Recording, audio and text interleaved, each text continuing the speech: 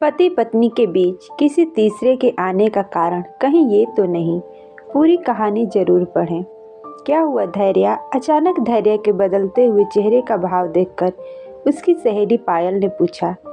कुछ नहीं पायल, धैर्य ने जवाब दिया। बात यह थी कि धैर्य और उसकी सहेलियां पायल की बर्थडे पार्टी में होटल में आई थी। वहीं पर धैर्य ने अपने पापा को एक खूबसूरत महिला के साथ देखा। इन दोनों के व्यवहार को देखकर उसे लगा कि वो महिला उसके पापा के बहुत ही करीबी है।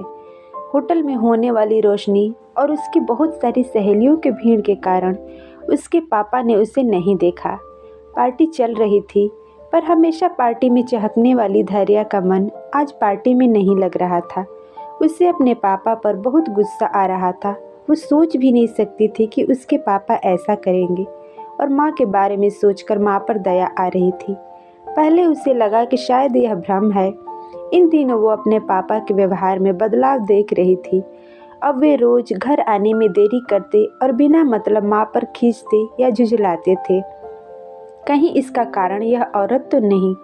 धैर्य को अपने पापा पर बहुत गुस्सा आ रहा था। उसने मन ही मन ठान लिया कि अब वो पापा से बात नहीं करेगी, लेकिन साथ ही उसे इस बात का भी डर लग रहा था कि अगर ये बात माँ को पता चल गया तो माँ की हालत कैसी होगी। वो तो एकदम टूट जाएगी। माँ पापा में दूरियां बढ़ेगी। कहीं पापा ने उस औरत के साथ शादी कर ली तो वो तो माँ को छोड़ ही देंगी। सोचते सोचते उसे चक्कर सा आने लगा। पार्टी के खत्म होने पर वह सीधे घर चली आई और चुपचाप रूम में जाकर बैठ गई। उसकी माँ ने 2-3 बार पूछा कि क्या हुआ, पर उसने बहाना बना दिया।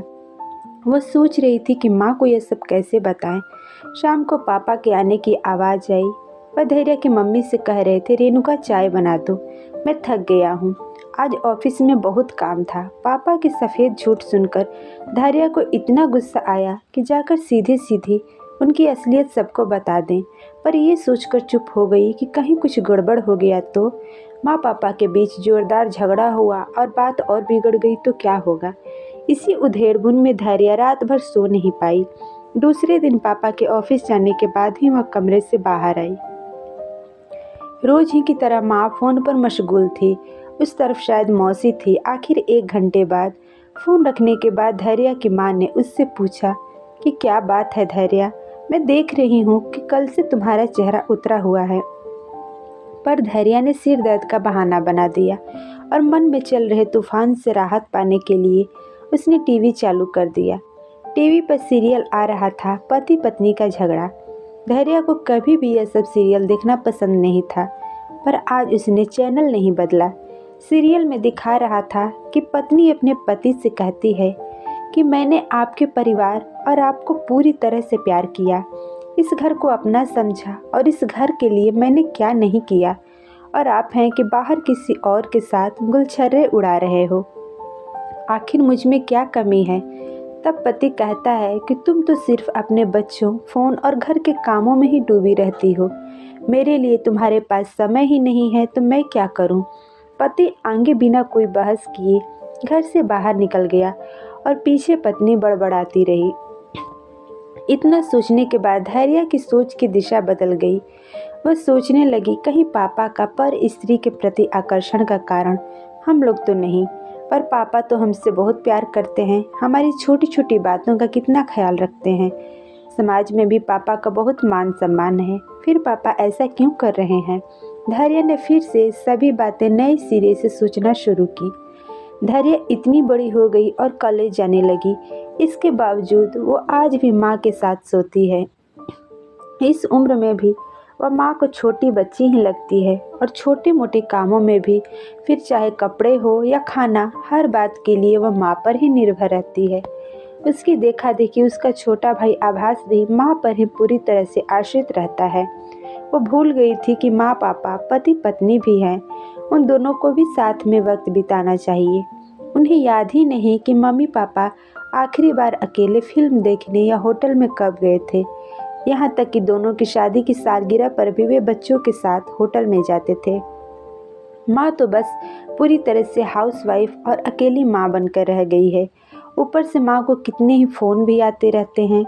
यहाँ तक कि रविवार और छुट्टी के दिन भी वह काम और फ़ोन पर लगी रहती है। धैर्य को याद आया कि एक दिन पापा ने मजाक में कहा था, जब से फ़ोन लगा है तब से महिलाओं को महिला संस्था में जाने की ज़रूरत कम हो गई है। उस दिन पापा की बात पर सभी हंसने लगे थे, लेकिन वो शायद पापा के अंतर्मन के अकेलेपन की व्यथा थी। अब धैर्य को ऐसी कई छोटी बड़ी बातें याद आ रही थी जिनको वह सामान्य समझती थी, पर अब उसे सब समझ में आने लगा और उसे पापा का कुछ इस तरह बदला हुआ रूप समझ में आ रहा था। खैर, पापा तो ऑफिस चले गए, पर अब देखो कि कैसे एक बेटी अपने पापा को एहसास कराएगी कि घर ही उनकी मंजिल है। धैर्य ने दृढ़ता के साथ सोचा। तब कहीं जाकर उसका मन शांत हुआ। मम्मी, चलो न ब्यूटी पार्लर चलते हैं, धैर्य ने माँ के गले में बाहें डालते हुए कहा। माँ ने उसे टोकते हुए कहा, पर तेरी सहेली की पार्टी तो कल हो गई, अब आज पार्लर जाकर क्या करोगी?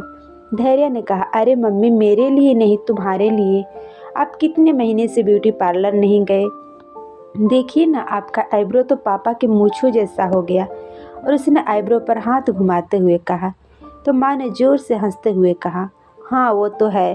खैर छोड़ो, आज नाश्ते में क्या खाओगी? माँ रसोई घर में जाते हुए बोली, मम्मी मैं बड़ी हो गई हूँ, आज नाश्ता मैं बनाऊंगी, आप मुझे बस बनाना सिखा दीजिए।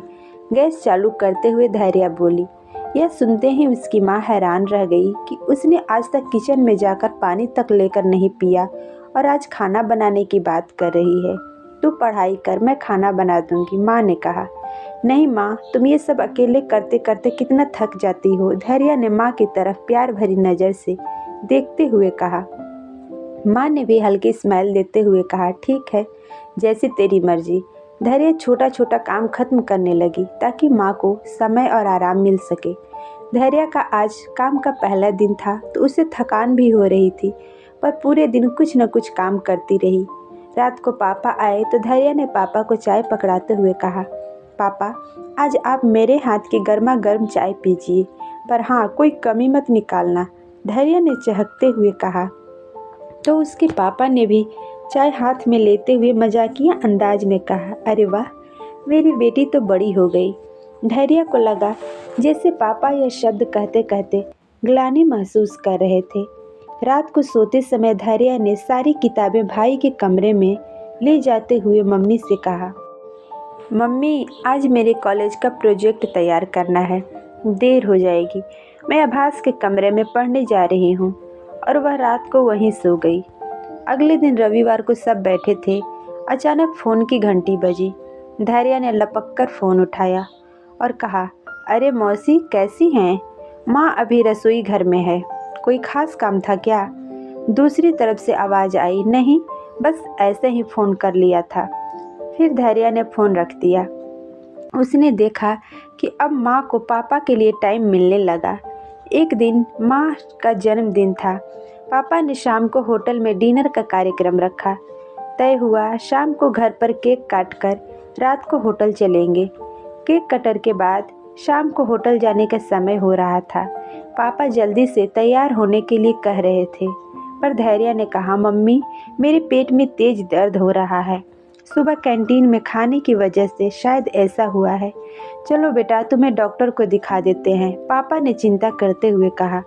नहीं पापा, मैं दवाई ले ली हूँ, कुछ देर में आराम मिल जाएगा। आप और मम्मी डिनर पर जाइए, आभास है ना मेरा ध्यान रखने के लिए।